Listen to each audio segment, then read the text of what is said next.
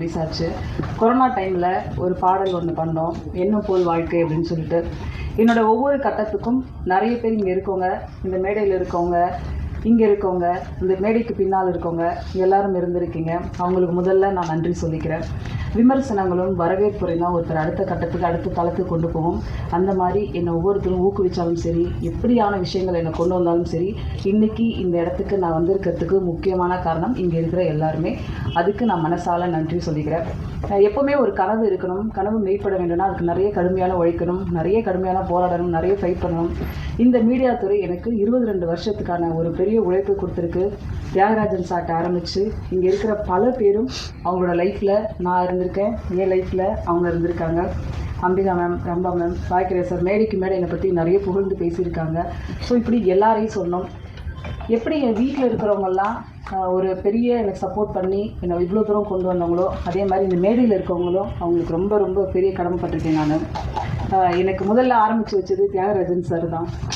அவங்க இடத்துல தான் நான் வளர்ந்தேன்.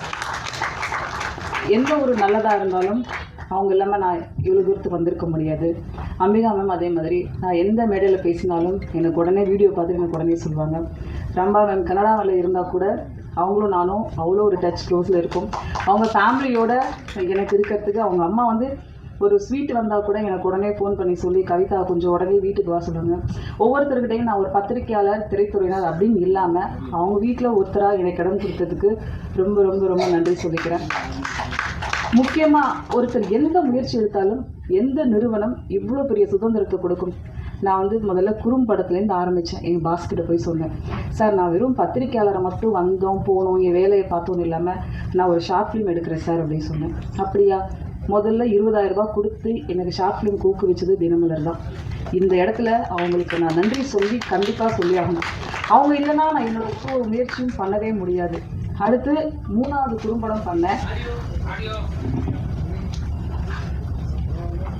முதல் முறையாக குழந்தைகளுக்கான பாலியல் விஷயத்தை கொண்டு போனப்பே அவங்கள்ட்ட சப்போர்ட் கேட்டேன்.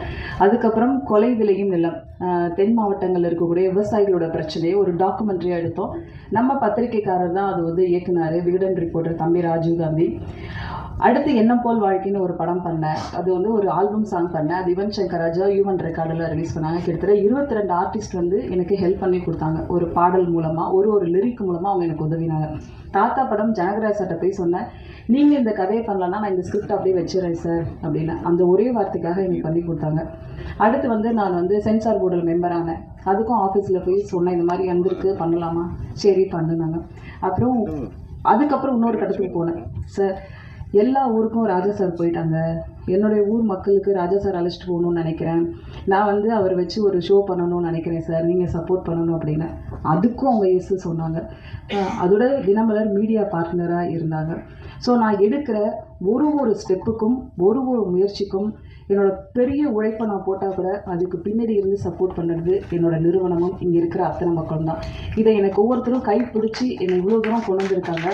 அதுக்கு எத்தனை தூரம் நன்றி சொன்னாலும் பத்தவே பத்தாது. நைட்டு ஆஃபீஸ்க்கு ஃபோன் பண்ணி, இந்த மாதிரி ஒரு படம் நான் பண்ணியிருக்கேன், எனக்கு நான் பிஹாஃப் ஆஃப் தினமலர் ஒரு கெஸ்ட்டாக எனக்கு வரணும் அப்படின்னப்ப கல்பலட்டா கிட்டத்தட்ட 35-38 வருஷமாக தினமலரில் ஒரு பில்லராக இருக்காங்க, சீஃப் பிஆர்ஓவாக இருக்காங்க. அவங்கள கூட்டிகிட்டு போ அப்படின்னு சொன்னாங்க.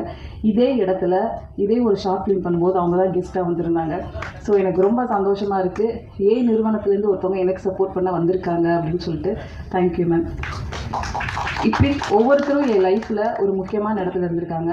அப்போ ராபர் படத்துக்கு வரும். இந்த ராபர் படத்தோட டீமுக்கும் எனக்கும் விதார்த் மூலமாக தான் எனக்கு இந்த டைரக்டர் எனக்கு தெரியும், ஆனந்த. ஆள் படம் நிறைய படங்கள் பண்ணியிருந்தார். ஸோ என்ன விஷயம் அப்படின்னா, ஒரு சின்ன படங்கள் தான் இப்போ மக்கள்கிட்ட போய் அவ்வளோ பெரிய விமர்சனத்தையும் ஒரு பெரிய வியாபார ரீதியாக ஒரு விஷயத்தையும் கொண்டு போகுது. நிறைய தயாரிப்பாளர்கள் இங்கே உட்காந்து கண் கலங்குவாங்க. எனக்கு அவ்வளோ பெரிய கஷ்டமாக இருக்குது, இந்த படத்தை எப்படி கொண்டு போய் சேர்க்குறதுன்னு தெரில, உங்ககிட்ட தான் நான் கொண்டு வந்திருக்கேன்னு சொல்லுவாங்க. நான் நம்ம மக்கள்கிட்ட நிறைய பேர்ட்ட ஷேர் பண்ணிட்டேன். எவ்வளோ பெரிய கஷ்டம் ஒரு ஆர்டிஸ்ட்டை கூப்பிடுறதுலேருந்து, ஒரு டிசைன் பண்ணுறதுலேருந்து, ஒரு சமூக வலைத்தளத்துக்கு அந்த படத்தை எடுத்துகிட்டு போகிறதுலேருந்து அவ்வளோ பெரிய போராட்டம். நம்ம உட்காந்து அவ்வளோ ஈஸியாக ஒரு விஷயத்த சொல்லிடுறோம், ஆனால் அதுக்கு பின்னாடி அவ்வளோ பெரிய உழைப்பு இருக்குது.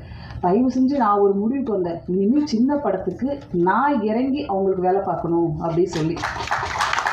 ஏன்னா பெரிய படத்துக்கு நடிகர்கள் இருப்பாங்க, பெரிய இயக்குனர்கள் இருப்பாங்க, அவங்கள தேடி நம்மளே செய்திகள் போட்டுவிடுவோம். ஆனால் சின்ன படத்துக்கு யார் போடுவா செய்தி, யார் எடுத்துகிட்டு போவா? அதனால் நான் ஒரு முடிவு பண்ணேன், இனி சின்ன படம் எது சின்ன படமோ அதுக்கு நான் தேடி போய் அவங்களுக்கு உதவி செய்யணும் அப்படின்னு. ஏன்னா இதில் இந்த பிரச்சனைகள், இதில் என்னெல்லாம் ஃபேஸ் பண்ணோம் அப்படிங்கிறது எனக்கு பெரிய விஷயத்த லேர்னிங்காக எனக்கு கொடுத்துச்சு. இந்த ராபர் படம் மட்டும் இல்லை, அடுத்தடுத்து படங்கள் நம்ம ட்ராவல் பயணிக்க தான் போகிறோம். இந்த படம் பெரிய பெரிய பெரிய ஒரு பெரிய அனுபவத்தை எனக்கு கொடுத்துச்சு. இங்கே இருக்கிறவங்க எல்லாருக்குமே நான் சொல்லிக்கிறேன், நம்மளோட உழைப்பும் நம்மளுடைய விஷனும் எதை நோக்கி போகணுமோ அதில் மட்டும் நீங்கள் கவனம் செலுத்தணும்னா எல்லாரும் எல்லா விதமான இலக்கை நோக்கி அடையலாம் அப்படிங்கிறது எனக்கு கிடைச்ச ஒரு எக்ஸ்பீரியன்ஸ். சும்மா பெண்கள் தானே 1000 பேர் விமர்சனம் பண்ணுவாங்க, இதெல்லாம் நீங்கள் யோசிச்சிட்டே இருந்தீங்கன்னா நம்ம அதே இடத்துல தான் நிற்கணும். நீங்கள் அதெல்லாம் எந்த பக்கமும் திரும்பக்கூடாது. நம்மளோட ஜேர்னி என்ன, நம்மளுடைய ஸ்டெப் என்ன, நம்ம என்ன எதை நோக்கி போக போகிறோம் அப்படிங்கிறது மட்டும் நம்ம நினச்சிட்டோன்னா நம்ம எந்த ஒரு தடங்களையும் நம்ம சந்திக்க வேண்டியதில்லை. நம்மளோட பாதையும் பயணமும் வெற்றி நோக்கி மட்டும்தான் போகும். என்ன மாதிரி இன்னும் நிறைய பெண்கள் இந்த துறைக்கு நிறைய பேர் வந்திருக்காங்க, இன்னும் நிறைய துறைக்கு பெண்கள் வரணும் அப்படின்னு சொல்லிட்டு ஆசைப்பட்றேன். நீங்கள் நிறைய மேடைகளில் பாருங்கள், இங்கே இருக்கவங்கெல்லாம் பார்த்தீங்கன்னா சின்ன படங்களுக்கு சப்போர்ட் பண்ணவங்க தான். பாக்யராஜ் சார் நேற்று வரைக்கும் இந்த மேடையில் இருக்காங்க. நிறைய புதிய படங்களுக்கும் நிறைய புதியவர்களுக்கும் தமிழ் சினிமாவில் 80களில் பாக்யராஜ் சாரை பார்த்து சினிமாவுக்கு வந்தவங்க தான் அவ்வளோ பேரும் இருக்காங்க. சிறந்த கதைக்கு இருந்தாலும் சரி, சார் நல்லா நடிப்பாங்களா, நல்லா டான்ஸ் ஆடுவாங்களா, நல்லா பாட்டு பாடுவாங்களா அப்படிலாம் நீங்கள் பார்க்க வேண்டாம். நல்ல கதை பாக்யராஜ் சார் படத்தில் இருக்குது அப்படிங்கிறத மட்டும் பார்த்துட்டு தான் அவ்வளோ பேர் சினிமாவுக்கு பார்க்க வந்தாங்க.